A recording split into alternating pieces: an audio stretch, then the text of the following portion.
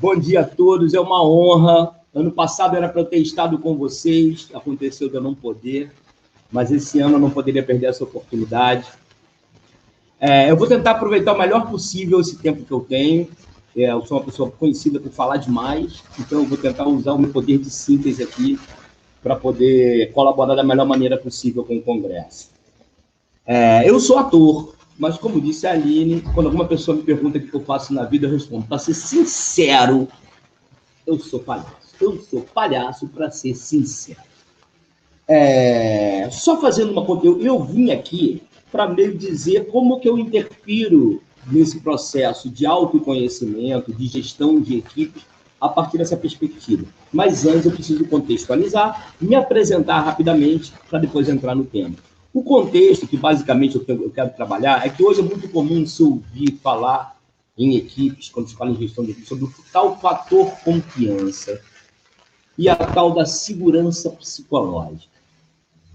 Eu entro dizendo que não existe confiança possível enquanto as pessoas não tiverem conexões legítimas, autênticas e verdadeiras.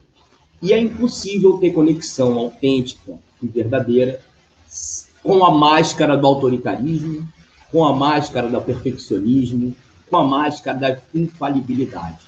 Conexão verdadeira acontece quando essas máscaras caem e a gente se coloca vulnerável. Por que eu digo isso? É importante o fator confiança. Porque a gente só confia em quem a gente conhece. Não é? E quem a gente conhece mesmo. Quem chora na nossa frente, quem a gente se permite chorar na frente, ou quem chora junto com a gente. E esse ingrediente, em geral, não está presente nas equipes de alta performance, porque soa como fraqueza. Então, esse é o contexto que eu vim falar. Rapidamente falando de mim, eu sou um ator, diretor e palhaço, e sou muito identificado, não sei para vocês que são leigos na arte, mas o teatro está muito associado à ideia de laboratório, pesquisa, então eu sempre fui esse pesquisador do espírito humano através da arte do ator, e criei um método, que é a nobre arte do palhaço, que hoje eu chamo de psicomédia, que é uma brincadeira que eu faço com esse nome, para brincar com a psicologia, com todo o respeito que eu tenho. Que eu trabalho com essa ideia da arte, como tentativa de fazer o entendimento do ser humano. Nessa perspectiva de criar uma nova metodologia, eu apliquei isso muito no universo artístico no primeiro momento, para astros e artistas de cinema, da TV, do teatro. Foi um trabalho muito reconhecido aqui no Rio de Janeiro, até que um dia o filme Eu Maior, aconselho a todos aqui, que é um tema muito pertinente a todos aqui presentes, todos e todas, é um filme sobre autoconhecimento e felicidade, onde juntaram aí 30 nomes super importantes da felicidade do autoconhecimento, tem Monja Cohen, Cortella, Marcelo Gleiser, enfim. E dentre eles, o idiota que vos fala aqui estava presente. Como eu sou ator, usei a câmera para imprimir bem. O meu depoimento gerou um grande impacto e meu trabalho meio que saiu da prateleira do mundo artístico e entrou nessa prateleira de autoconhecimento. E com isso acabou abrindo porta para várias empresas, mas principalmente, além do mundo do esporte, do mundo da arte, o mundo do esporte. Então, eu me associei ao meu amigo que é psicólogo positivo e é do mercado também, foi do mercado de capitais durante muito tempo, e a gente foi fazer um trabalho junto, criamos no Flamengo, Clube de Regatas Flamengo, Centro de Excelência em Performance, que a gente criou as competências mentais e emocionais.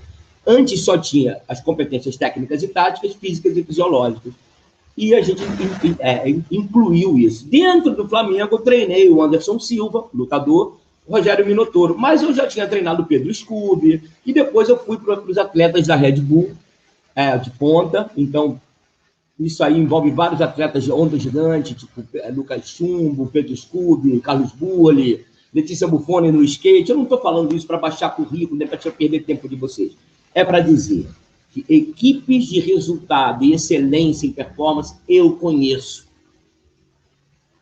E esses gigantes que vocês também conhecem pela televisão, revista e tal, Eles têm o mesmo medo que todo mundo, o mesmo medo que você, o mesmo medo que qualquer colaborador de qualquer empresa, que é o medo de errar, o medo de falhar, o medo de não ser bom o suficiente, e por isso não ser amado, não ser admirado, não ser reconhecido, não pertencer. É esse medo que compromete a performance na empresa, no futebol, no surf ou em qualquer lugar. O medo de decepcionar o outro, o medo de decepcionar a todos. E vejam que isso pode ser um tiro no pé, porque a maioria das equipes, das empresas, necessitam do ingrediente da inovação. Mas como você pode criar um ambiente inovador sem a perspectiva do erro? O erro é presente na ciência, o erro é presente na arte. A gente não tem vacina do Covid ainda, porque os caras ainda estão errando. Quando eles pararem de errar, a gente vai ter. Então, eu não posso admitir, se a ciência e a arte, que são duas coisas que funcionam a humanidade para frente, desde os tempos mais remotos, eu não posso querer achar normal que uma empresa, o mundo corporativo, não considere o erro na sua cultura. E aí é que eu entro como palhaço, e aí é que eu vou fazer a minha digressão sobre. Então, agora eu vou entrar no meu assunto, beleza? Já fiz a apresentação. Então, vamos lá. Faz de conta que você quer meu PowerPoint, aqui em cima está escrito. Primeiro, eu sou artista. E, hierarquicamente é isso, eu sou artista. Depois, eu sou ator, e eu estou em cima de uma plataforma, que é a plataforma do palhaço. O palhaço me deu 3 grandes qualidades. Ele me deu uma técnica artística apurada, sofisticada, premiada internacionalmente, como o prêmio especial do Cirque du Soleil que eu ganhei em 2006, em Mônaco. Ele me deu uma filosofia, que é por isso que eu estou aqui. Ele me deu um modus operandi, um modo de vivente, e me deu uma pedagogia, que são maneiras de ensinar e transmitir esse saber. Então, eu vou fazer essa digressão.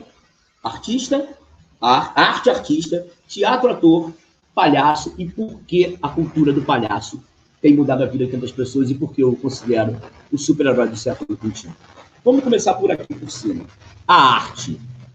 O território do autoconhecimento e treinamento ele é dominado, em geral, por psicólogos, consultores, filósofos, PNLs, terapeutas. E eu, como artista, por isso eu preciso explicar, peço licença um pouco para entrar nesse território. A princípio não é um território da arte. Mas aqui eu trato a arte como tecnologia humana avançada. Eu considero tecnologia humana todas as técnicas que fazem com que o ser humano entre em contato consigo mesmo. Isso inclui todas as psicologias, todas as abordagens filosóficas, práticas contemplativas como meditação, yoga, algumas práticas esportivas, mas de todas elas eu considero a arte mais contundente e digo por quê. Porque além de fazer você entrar em contato consigo mesmo, a arte te obriga a se expressar. E se expressar não é a mesma coisa que se comunicar. Porque para se expressar, você precisa visitar os seus sentimentos e as suas emoções. Se eu perguntar para você, como é que é para você ser brasileira nesse momento? Eu tenho certeza que você diria, em 1 minuto, 2 minutos, uma fala articulada que todo mundo entenderia. Mas se eu te perguntasse, como você se sente como brasileira vivendo esse momento? Eu não sei a tua resposta, mas certamente ela teria pausas mais longas, mais respiração, você olharia para outros lugares escolhendo palavras, não porque você não sabe o que está fazendo, porque você está visitando suas emoções antes de falar. Essa é a diferença da expressão para a comunicação. Então, dito isso, quem é o artista? Descendo aqui na minha hierarquia.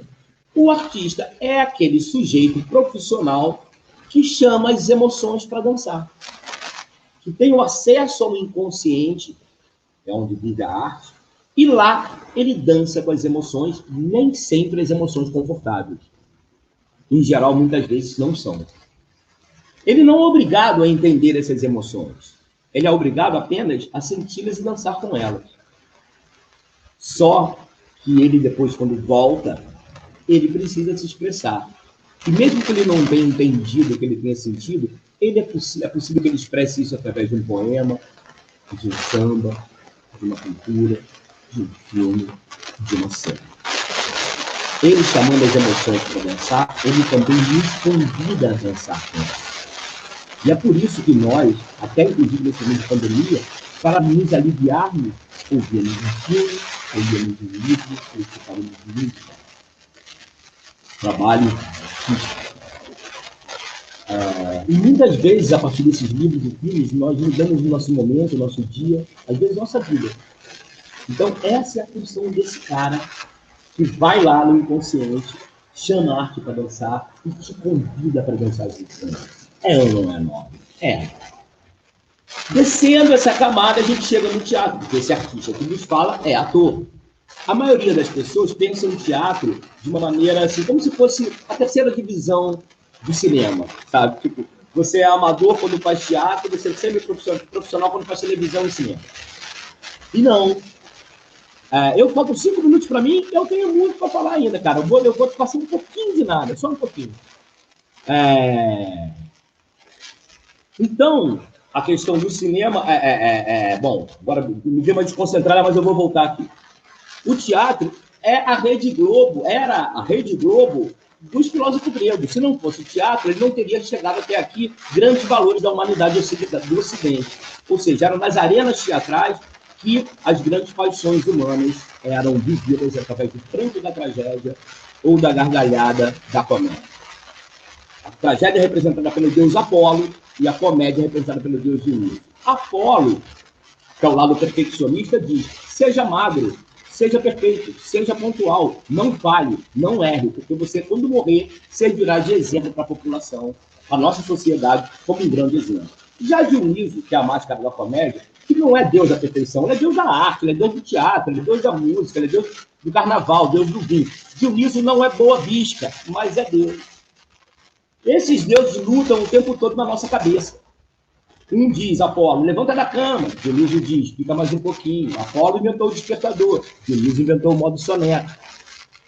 Apolo diz, olha a dieta. Dionísio fala, come um pedaço da torta de chocolate. Apolo diz, seja fiel. Dionísio diz, deixa eu seguir a tentação só um pouquinho. Esses deuses lutando na nossa cabeça o tempo todo, a dimensão humana dessa luta titânica é o palhaço. Aquele que cai, aquele que tropeça, aquele que erra, aquele que caiu do Olimpo, aquele que jamais acenderá a perfeição.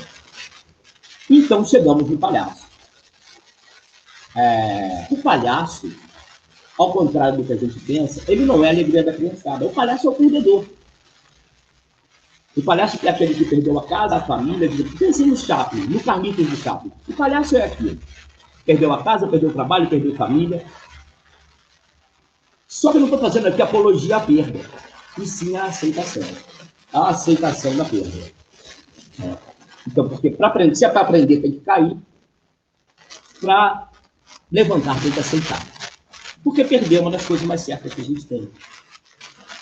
Se tudo der certo, a gente vai perder nossos pais. Não é piada, e nem é dramático, mas é um fato.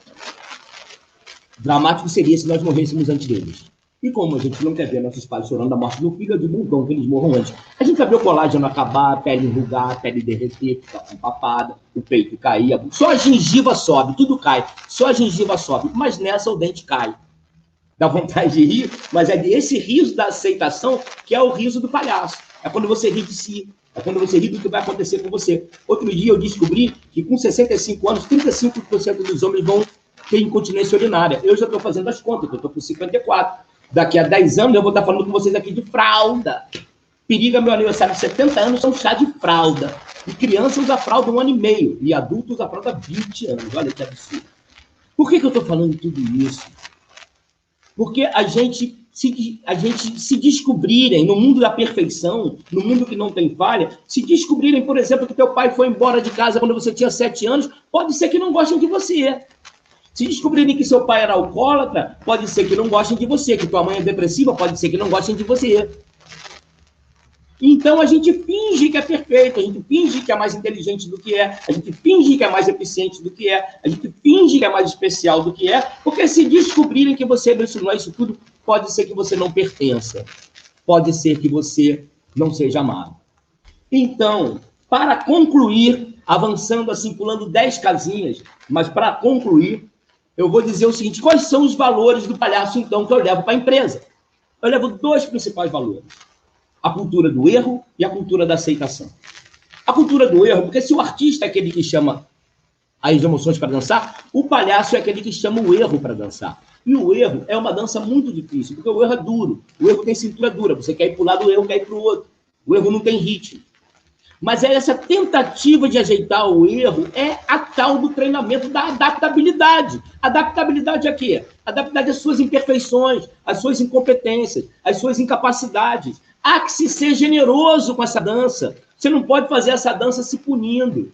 Quando você percebe, então, que você é tudo isso, você está se adaptando a você. Aí, você pode pedir para esse cara sair da caixinha, porque ele sabe que ele pode falhar quando ele sair da caixinha. Quem não chuta não faz gol. Quantos chutes você dá gol para fazer um? Não é? Então, esse lugar da confiança, ele é fundamental. Agora, o nome disso é arrependimento. Arrependimento, essa palavra tão falada por esse grande filósofo do Ocidente chamado Jesus Cristo. O arrependimento e o perdão. Porque quando você assimila que o problema é seu, o próximo passo é falar com o outro. E dizer, com outro não, com o semelhante.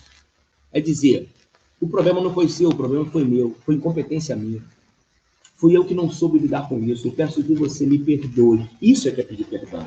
Quem faz esse movimento do arrependimento e do perdão, experimenta o que se chama de metamorfose espiritual. Chama metanoia. Que é você transcender na Terra, na sua própria existência. E aquele líder que não faz isso, aquele líder que não falha, aquele líder que não erra, ele considera que o erro é do outro. Do diferente dele, não do semelhante. E se o outro é diferente de mim, ele me ameaça, e se ele me ameaça, ele deve ser eliminado. O líder que vive assim, sinto muito dizer, mas está condenado a viver eternamente no ventre da besta. E o outro valor que eu trago é o valor da aceitação. Porque as pessoas acham, quando eu falo de aceitação, que a aceitação é coisa de fofo. A aceitação não é coisa de fofo. Quando eu trabalho com esses gigantes do esporte, o Carlos Burle não é gigante porque ele desce uma onda de 17 metros, que equivale a um apartamento de 5 andares. Ele é gigante quando ele cai. Porque quando ele cai, ele só tem 4 minutos de apneia. Vocês já tentaram ficar 4 minutos sem respirar? Ele fica 4 minutos, ele tem que contar 60, mais 60, mais 60, mais 60. Se ele chegar nos 60 aqui, ele está morto. O que ele faz? Ele aceita o caldo. Ele aceita que a onda joga ele para cima e para baixo, porque se ele para não perder a conta, ele então se concentra e deixa ser levado. Porque se ele resolver ir contra isso, lutar contra isso, ele vai perder a conta, ele vai perder o fôlego, ele vai perder a vida. Então ele aguenta. Quando o Anderson Silva é gigante, não é porque ele tem vários cinturões de ouro, porque nocauteou várias pessoas. Ele é gigante quando senta um cara de 120 quilos com o joelho no plexo solar dele e dá soco de cima para baixo na cabeça dele, que a única certeza que ele tem naquele momento é que ele não está morto. Então o que ele faz? Ele aguenta a porrada. Esperando, se concentrando, tomando, esperando a melhor oportunidade para ele reverter aquela situação. Então, gente, aceitação não é coisa para fofos. Aceitação é coisa para gigantes. Então, eu acho que, dito isso, eu preciso concluir dizendo que se não existe conexão, confiança sem conexão, e não existe conexão sem vulnerabilidade, eu estou querendo dizer que vulnerabilidade é quando você consegue aceitar o seu próprio eu. E quando você consegue conectar com o teu próprio eu, que é aquela criança que ainda está chorando lá dentro, querendo ser amada e reconhecida, quando você olha para o outro com esse olhar e vê no outro esse olhar, em geral há um sorriso, porque você se reconhece, você empatiza com o outro, isso é um sorriso, esse sorriso é a graça. O palhaço vive dessa graça, e essa graça é divina. Por que ela é divina? Porque é quando o meu eu se conecta com o teu eu, acontece um encontro de Deus. É nessa conexão que o Criador existe. Então, uma empresa que quer ser criadora, que quer ter criativos, ela não pode prescindir dessa conexão. Logo, ela não pode prescindir desse grau de vulnerabilidade que provoca essa conexão. E a melhor maneira de chegar disso é lembrar a criança que você sempre foi. Porque quando você é criança, vem de criação e criador. Quem é Deus? O Criador. Qual é a palavra que está no centro da palavra Deus? Eu ouvi você dizer eu? Pois é. Então, quando você tira o Criador de dentro de você, você se adultera. Então, aqui, possivelmente, somos todos crianças adulteradas. Deuses que esqueceram que são deuses. Mas não deuses porque somos onipotentes, tá? Deuses porque são capazes de criar a realidade que quiserem. através do pensamento, dos sentimentos e das emoções. E na falta de uma palavra mais brilhante para terminar, eu desejo a vocês um belo congresso, um belo dia, e agradeço a vocês a esse convite. Muito obrigado a todos.